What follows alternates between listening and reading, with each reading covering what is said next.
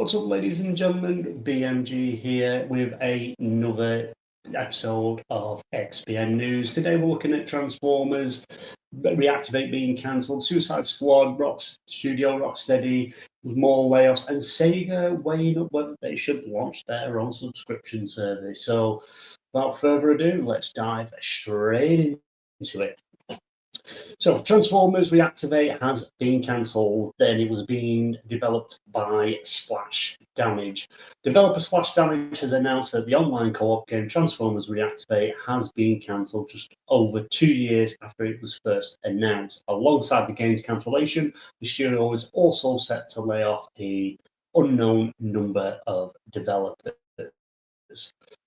The studio made the announcement in a post on social media on Wednesday while saying they are going to refocus on other projects.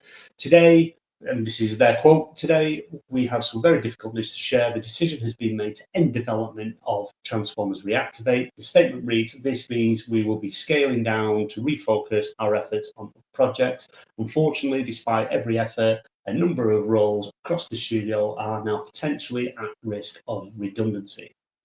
The statement continues to say, decision did not come lightly, and that is a difficult time for everyone at the studio. They then went to thank Hasbro for their support before talking about short-term future.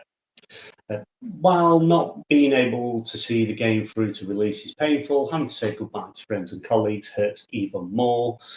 We're now focused on doing everything we can to support them through this period, just as we are committed to caring for those who will stay with us as we build a stronger Splash Damage for the future.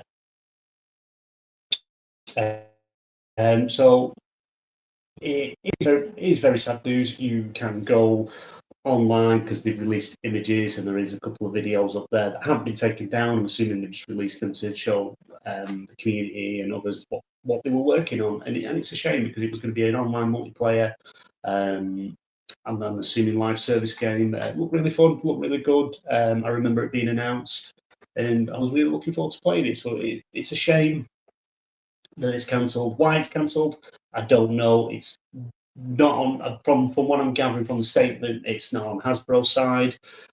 So whether it's just funding, development, funds running low, they've got multiple projects on the go and some that had to give. Generally, if you've got a licensed IP, that's the thing that would go first because that's probably the most expensive because they're probably paying a fortune to use the Transformers license. But maybe another studio will pick it up, carry on the work they did. Maybe a bigger company like Xbox, PlayStation could come in and help fund the end of the game. Maybe that's the sort of issue. But to see layoffs as well, which is always sad. It's like every year now just starts off with huge round of layoffs. Multiple companies have done it, and it's just such a shame. But please leave comments in the YouTube channel, in our Discord that I do read, I do look at, and we can carry on the conversation there. But yeah, speaking of layoffs, let's move straight into the next story. Suicide Squad studio Rocksteady reportedly suffers more layoffs. That's according to Eurogamer, which said that it heard the news from half a dozen impacted employees. The cuts reportedly took place at the end of this year, impacting some programmers, artists, and QA staff. It was reported last September that numerous Rocksteady employees had been made redundant of the previous month, including its QA department being more than half from 33 staff to 15. As the latest title from the studio behind the celebrated Batman Arkham franchise, Suicide Squad was one of the industry's most highly anticipated games. Don't really agree with that. From Rocksteady, I don't believe that anybody was highly anticipating Suicide Squad. I've not known one person that has turned around and said, Suicide Squad, I'm highly looking forward to. Everyone was expecting a Batman game or a Superman game, and what we got was Batman and Superman in a game where we played Suicide Squad. As the title says, kill the Justice League, that you go kill them. So I don't agree with that. I think that's wrong. If anyone disagrees with me, please leave a comment in our Discord or on the YouTube channel, and I will read and get back to you. Suicide Squad was once anticipated games, but enthusiasm for it seemingly weaned off during a protracted development cycle, which included some underwhelming pre-release showings and a backlash to its live service elements. Following several delays, it was released last February to a mixed critical reception, with the publisher and Rocksteady owner Warner taking a $200 million loss on the game. The studio confirmed last month that Suicide Squad's current season will be its last, which, yeah, they did announce that the game is shutting down. They're ending development on it.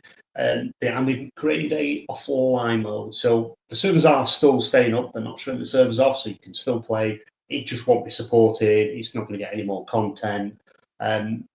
I think we saw it coming. I'm surprised it got this far to the new season. I'm surprised, shocked, because it's from everything I've heard. I do have the game. I have bought the game. I got the $100 edition for, I think it was for £8.39, which that's a steal. I think that's well worth it. The fact that I've added an offline mode as well, so I can still play the game even when the servers do eventually go off, which I'd imagine is going to be a year or two down the line. But yeah, so at that price, the $100 edition for $8.39, it's like, yeah, I've got to pick it up. But also, the game has just dropped for PlayStation's January PlayStation Plus games. So if you do have PlayStation Plus, go in, add it to your library, even if you never intend to play it, because it will always be yours as long as you have an active PlayStation Plus subscription service. So I do highly recommend it. And again, it's really, really sad that more layoffs in the industry. Rocksteady, they just seem to have the team they have are amazing. You look at the Arkham games, look what they've done with them. You can see the passion, everything that's gone into them titles. And since the Warner Brothers joined with Discovery, that they merged, it was kind of they were being pushed in a direction to make live service games, because it's about making games that they can get constant income off, and they wanted to make money constantly, not just buy the game once and that's it. Even though for them that's proved better. You've got Hogwarts Legacy, the kind of pushing right into Hogwarts now, because it's like they made a lot of money off that IP, which isn't surprising. But Suicide Squad, it's, don't get me wrong, successful in comments. The films were okay, but I wouldn't have made a game on it. You could have done so much more, so much better. But yeah, let me know in the comments what you think. And our final news story for the day.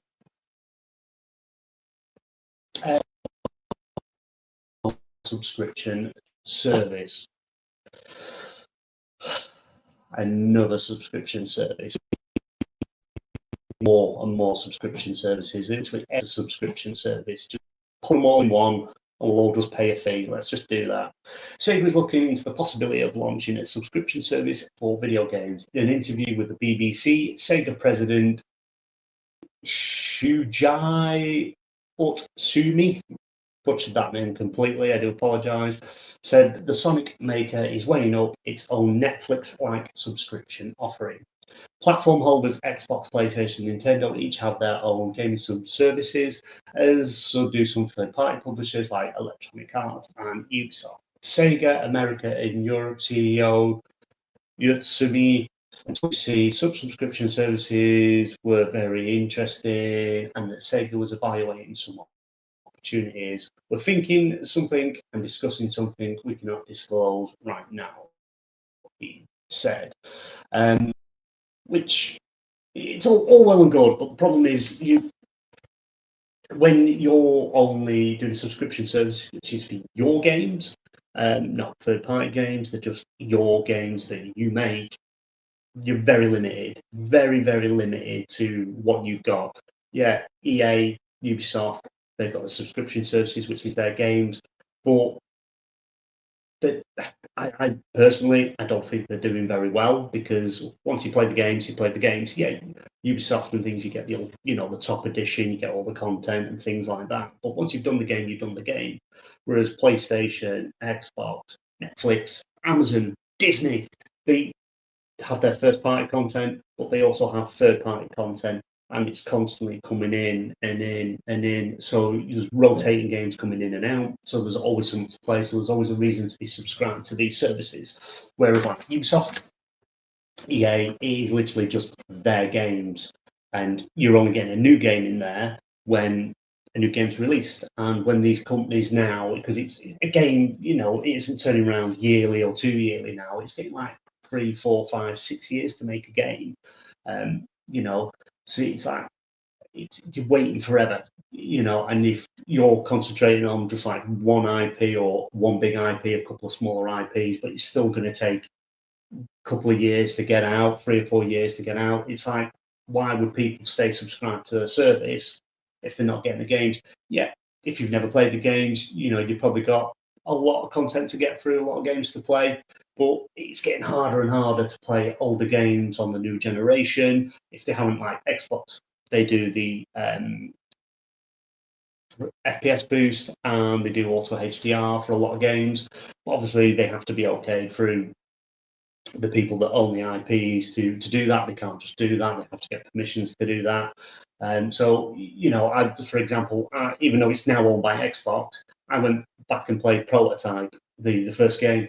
Absolutely awful. It's literally, the game is unplayable. It is that bad graphically, and it's like 5 frames a second or something like that. It just does not run well on newer consoles.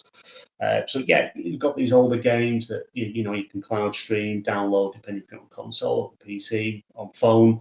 But it's just, you need more than just that in the service. So we'll see what happens. Sega, they do have a wealthy lot of IP, but how does that affect other streaming services? Because if you're going to start your own streaming service, you don't really want your games on Game Pass, on PlayStation Plus, or Nintendo's online thing. I can't remember what it's called, Family, whatever it's called. But you wouldn't want them all in one, because you want multiple subscription services. You want them just in your own. You don't want them everywhere. So we'll see what happens. We'll see how that affects things. But yeah, let me know in the comments what you think, and let us know how you like these daily news stories. But other than that, thank you very much, and I'll see you on the next one.